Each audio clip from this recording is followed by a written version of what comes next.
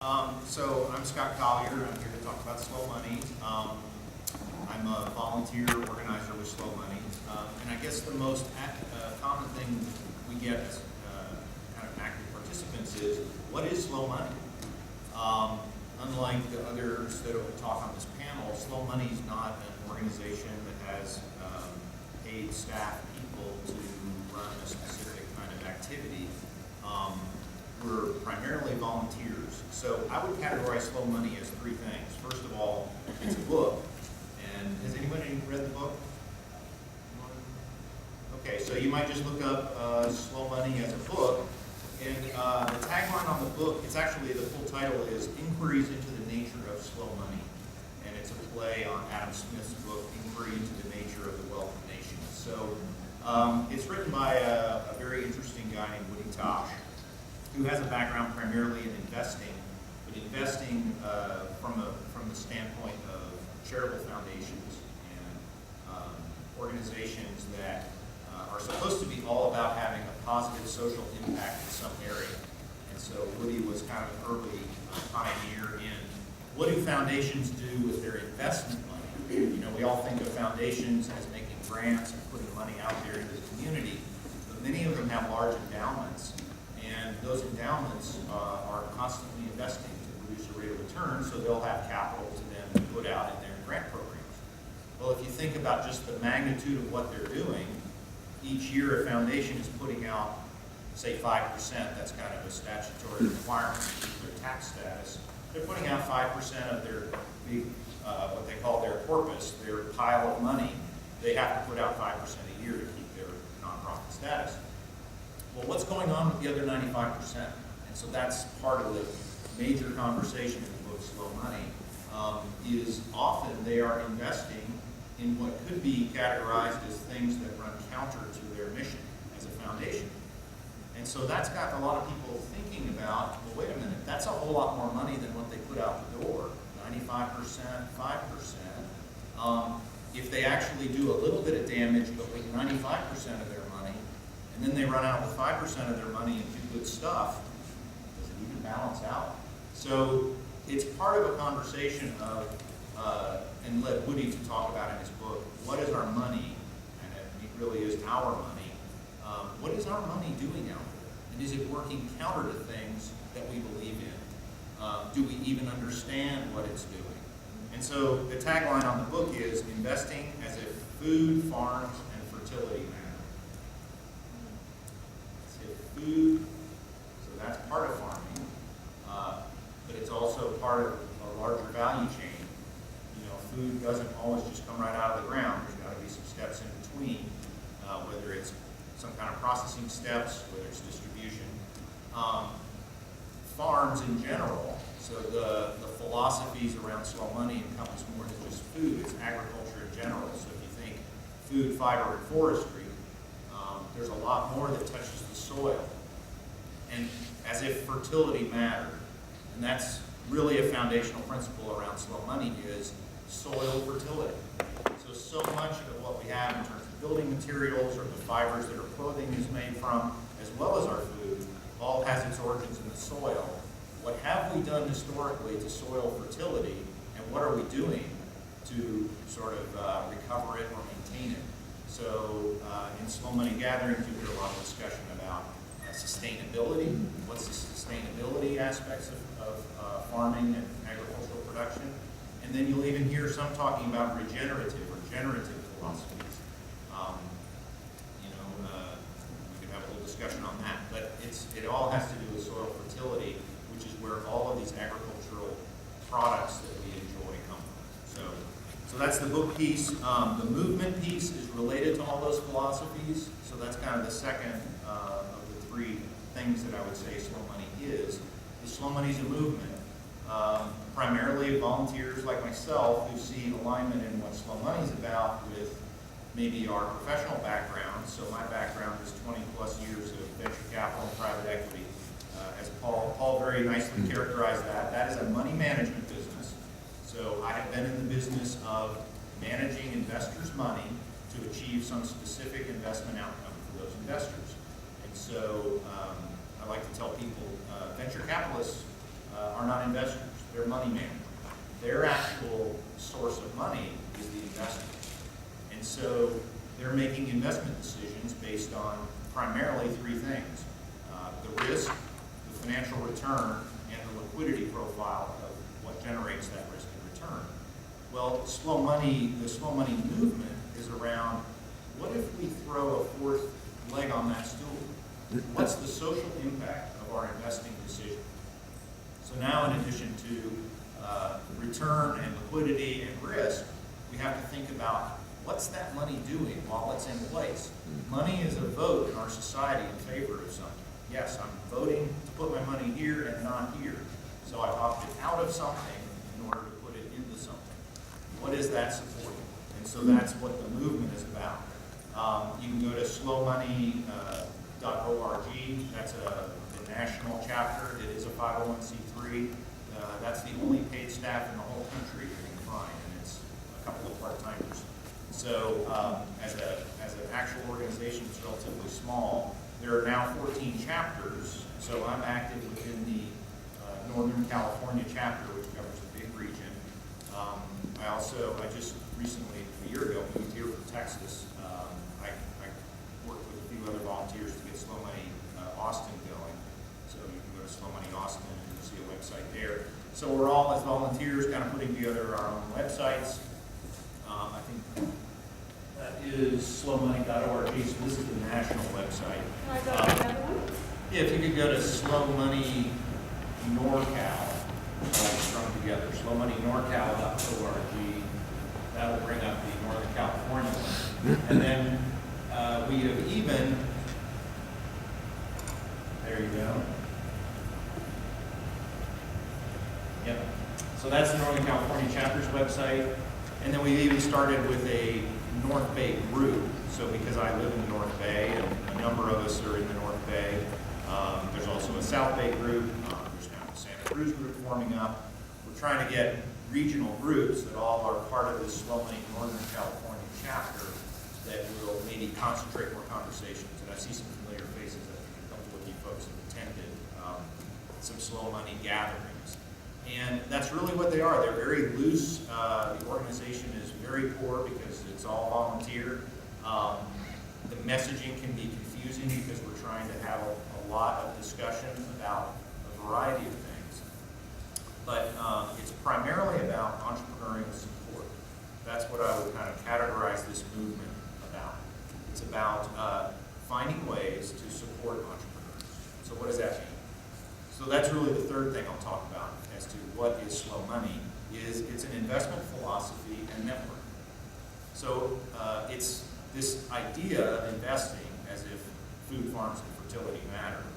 And it's focused on moving money into support entrepreneurs, like those of you around this room,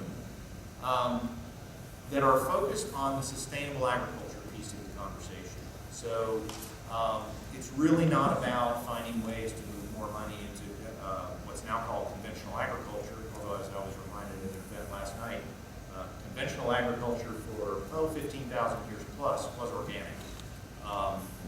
And so what we now call conventional agriculture is really about a 60-year phenomenon of using primarily petrochemical-based products to make food and agriculture happen. It's an experiment process, and everybody has opinions on where we are in that experiment. But Slow Money is coming from a standpoint of we should look at something that's truly sustainable, and maybe there are historical precedents for that.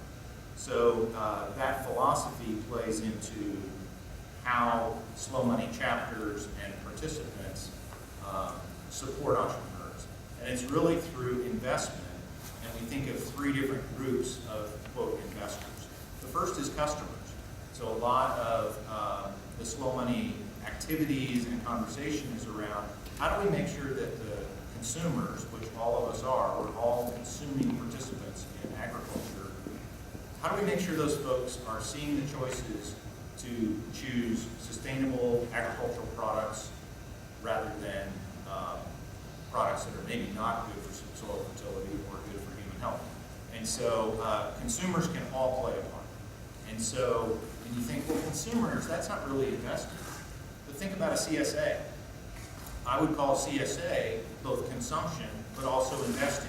You're providing money in the form of a prepayment or a credit card that's going to be there every week to hit, and the farmer's going to get to choose what goes in that box based on what's in season and what they have chosen to grow.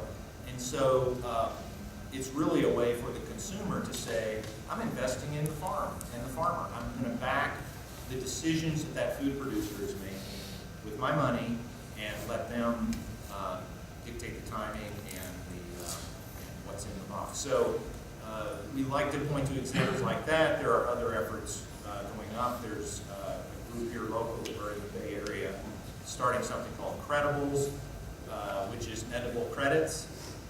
So if you go to credibles.com, it's the idea is to now create some kind of a trading mechanism where you can say, well, I've pre-purchased a whole bunch of this product, but I can't possibly consume, a gallon of honey a week. So how do I trade my honey pre-purchase for an egg pre-purchase and a produce pre-purchase and create some kind of trading exchange of these pre-purchases?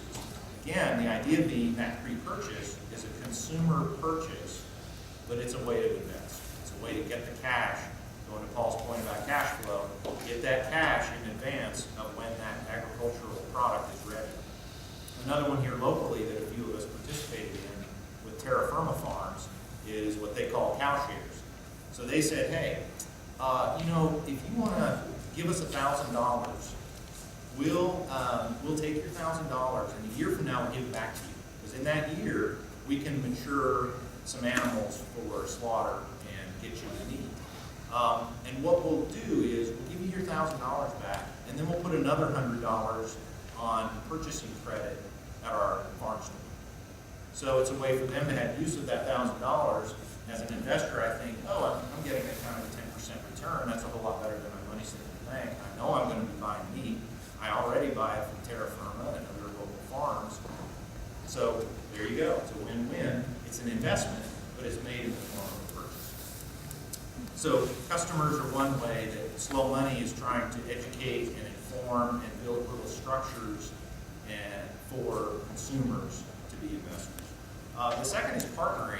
I won't talk about this much because it's just the idea of if you're in a business that's not necessarily food farming, food production, agricultural production, but your business is complementary or your service could be provided to that sector, think about ways to partner where it's sort of barter or a timeshare or a talent share, using knowledge and business experience to leverage and improve what those agricultural businesses are doing.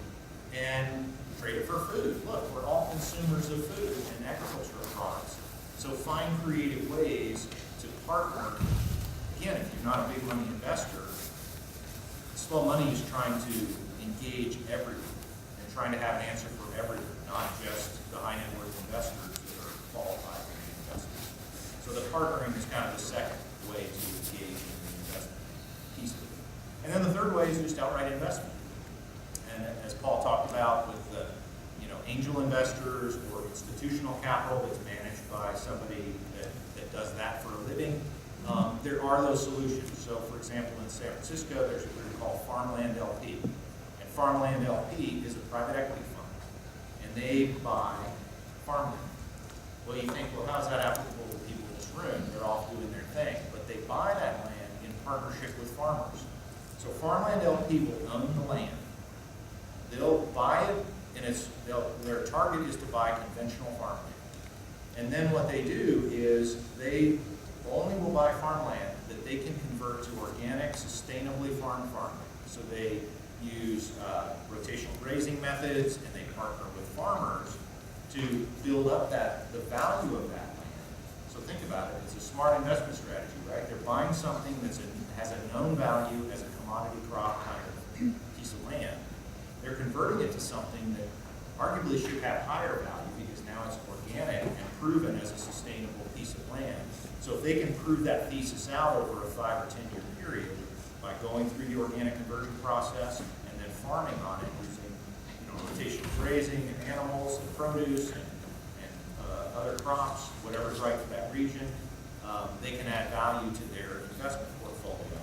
And a farmer who may not be able to finance a piece of land on their own bankroll, or maybe they already live on a farm that they operate, now they can have access to additional farmland that they get margin on, but don't have downside risk. So if it's crop failure, or if there's some other problem, or the land is, has an issue, they don't have capital at risk, they don't have their own personal balance sheet at risk, and go through all the bankruptcy or other challenges of getting unwound from that debt that's on their watch. So models like that are out there, and there are most of them. The final one I would talk about is how to engage a broader audience in actual investing activities. And for these, there are a lot of tools out there. Some that Slow Money has embraced are what are called LIONS as a general group, and that stands for Local Investment Opportunity Network.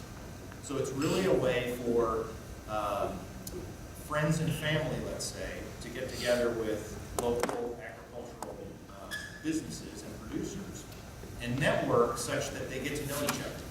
I think Paul had a bullet on his slide that talked about the friends and family level. Sometimes that's referred to as friends, family, and fools. And so I didn't want to share that. Yeah, fool's piece. But it actually is a very important distinction in the eyes of the law, because California, like other states, has, like all other states, has a securities regulatory body, and they're there to protect people from getting duped out of their money. And so they have some requirements that if you're going to make investment opportunities available, you need to register those opportunities with sometimes the SEC, the Federal Securities Commission, or even if you don't have to register there, you need to register with your state, unless you're exempt. And so that's the general rule. Every securities offering has to be registered with the SEC and the state you're selling securities in, and that refers to the person buying the securities, unless you're exempt. And there are a whole host of exemptions, and we'll talk about those. That's a whole separate discussion. But the thing to remember is those exemptions are sought after for specific reasons. And one of the exemptions in most states, probably all states, is this notion that if a father invests in his son's business, the regulators aren't going to try to block that or get in the way of that. They don't need to be protecting those consumers from each other because there's a family relationship. Well, it's been broadened to include more than just family. And so it's this idea of friends and family can invest in business and not have to register with the state, which costs money and has compliance requirements. If you don't do it right, you can get sued and all these other things. This is an exemption for you. So a local investment opportunity network can help you create those relationships such that it will qualify as a friends and family kind of investment that even non-accredited investors, so relatively small money investors, could do. Another tool is investment clubs. Again, it's a very specific model for pooling money, and a shared kind of democratic process is required. So you can look up the SEC on their website has definitions of what they consider to be qualified as an investment club. If you meet those qualifications, primarily the primary one is everyone has a vote on investment decisions. As long as you meet those, you'll meet the requirements of an investment club. That's a way for, again, non-accredited investors to pool their money. Usually those investment clubs invest in publicly traded securities, but with Slow Money, we started a Slow Money investment club in Texas called the Sustainable Texas Investment Club. And so STIC is organized to pool money. We've got about 16 participants, $2,000 minimum, so relatively small dollars. We just did our fourth investment with a farmer who needed to drill a new water well. So $5,000, he's able to drill a deeper well and increase his water supply. Pretty critical for his growth. So those are just some of the tools that are out there. There are institutional funds, there are high net worth angels, they're all part of the